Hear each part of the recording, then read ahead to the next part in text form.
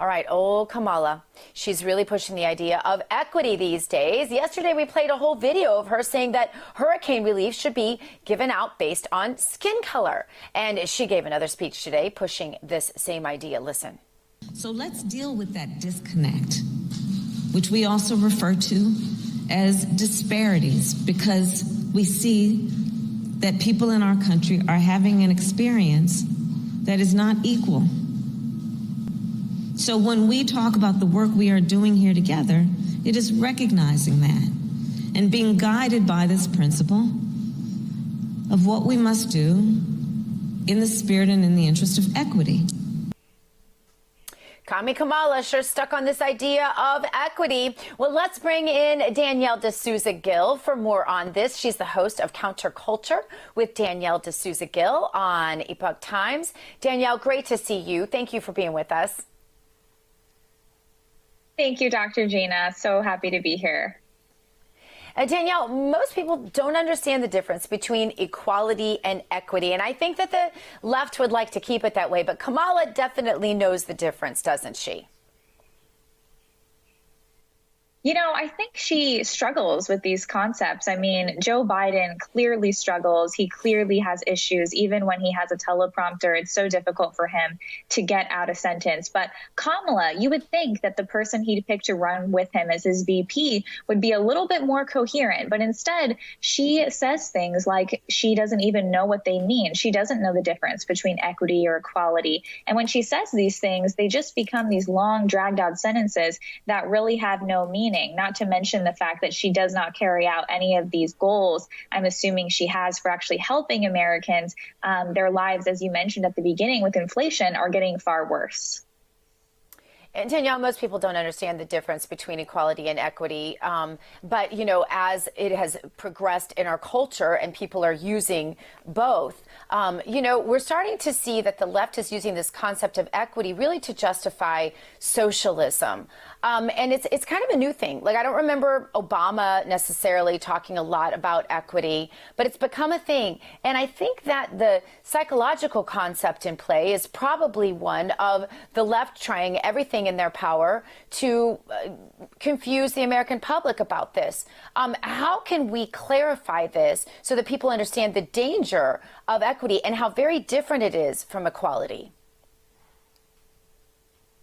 Absolutely. You know, I think what we as conservatives believe in is equal opportunity. And so we want school choice. We want it to be so that just because you're born in a certain zip code, your life is not determined by who your parents were, whether you were born below the poverty line, things like that. So we absolutely believe in equal opportunity. But when the left talks about equity, what they're talking about is changing the outcomes. They're talking about making it so that they are the social engineers of our society. They determine where you end up. And of course, the criterion they use isn't merit. It's not based on any of those things. It actually takes into account mostly things that you can't change, things like your race, things like, you know, the color of your skin, how much melanin you have. And so oftentimes when they talk about equity, they are ignoring large segments of the population that actually may not have had a lot of great opportunities to start out. Many people who are Asian American, white, Hispanic, and so on, they start out in life with very difficult, you know, hand dealt to them as well. And so the left really wants to make everything about race. And so when they talk about equity, they definitely do not mean equal opportunity. They mean a social engineering project. Danielle, we showed this yesterday, but we can't get enough of it. Joe Biden visited Puerto Rico to tour the storm-damaged parts of the country, and he made one of the oddest comments, one of the oddest things he's made up in a while, actually. He outdid himself. Check this out.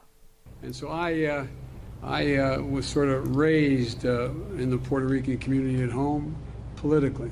And so we came here for a long time, both for business and pleasure, since you're part of the Third Circuit Court. All right, I'm really tempted here, Danielle, to talk about Jill's dress and why she was wearing a dress that perfectly matches a sofa pattern that I saw. But raised in a Puerto Rican community, Danielle, this is really, I mean, he lies a lot. This is a pattern he's had throughout his entire career. The left apparently doesn't mind that. But this is really a stretch, right? And I think there will be some backlash from the Puerto Rican community. Are you hearing anything about this? Of course. I mean, Joe, I think we're always so torn between, pitying him and feeling sorry for him and seeing him as this person who's being used by other people. Jill lets him stand up there and do this. His children see him, deteriorating on stage like this. But then at the same time, we also say, well, look, he has all of this power. And so we do need to call it out and see the fact that he blatantly lies. And I mean, I'm sure the people in his hometown where he grew up would say, whoa, Joe, you did not grow up in Puerto Rico.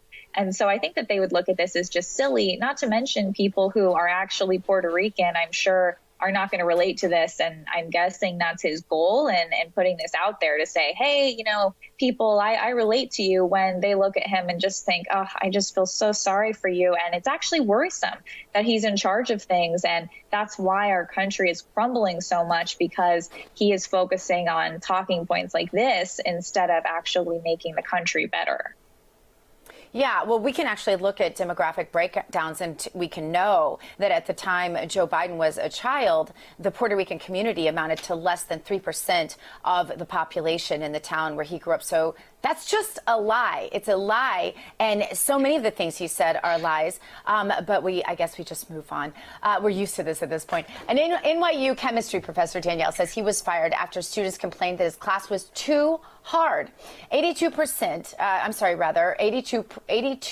students of Professor Jones, I'll get this out, 350 students, so that's 82 out of 350, signed a petition against him last spring saying Jones had made his class too difficult and was at fault for their failing grades.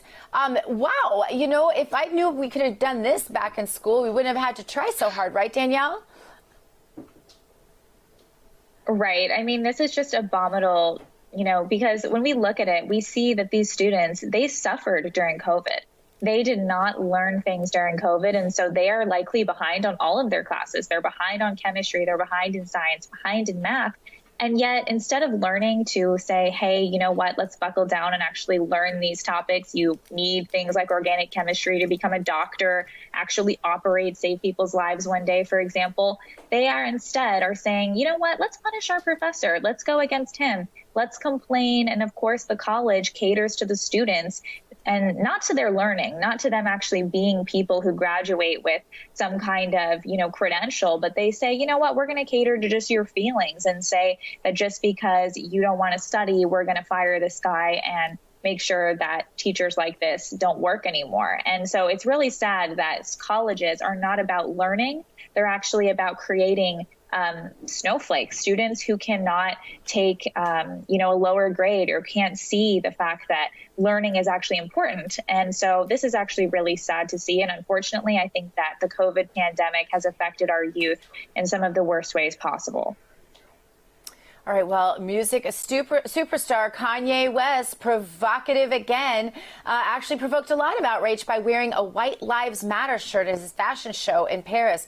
Responding to the meltdown on Instagram, West said, everyone knows that Black Lives Matter was a scam. Now it's over. So is BLM done, Danielle? Absolutely. I think it was done from the beginning. We see where the receipts went. We see where the money went. It did not go to helping Black people. Unfortunately, many white people are actually discriminated against, not just white people, also Asian Americans. We've seen a lot of hate crimes increasing against them. We've also seen that on college campuses, there's systematic discrimination against whites and Asians, where they need higher scores to even get into colleges. And the bar is different for a person who is Black, which is very sad, because we should have a merit-based society where everyone gets in based on the same criterion and is respected for that degree. But unfortunately, we have to look to people who are celebrities to stand up to this, because so many people are so afraid to actually say something like what he said or what he wore in his shirt, which was White Lives Matter. And I think we're just so afraid of being called racist. We're so afraid of being called sexist, when in reality, there are so many people in this country who are suffering, who are white. And it doesn't mean that we are for any kind of racism. We're against racism of all kinds, against everyone. But we need to speak up for this, because the Black Lives Matter movement did not help Black lives.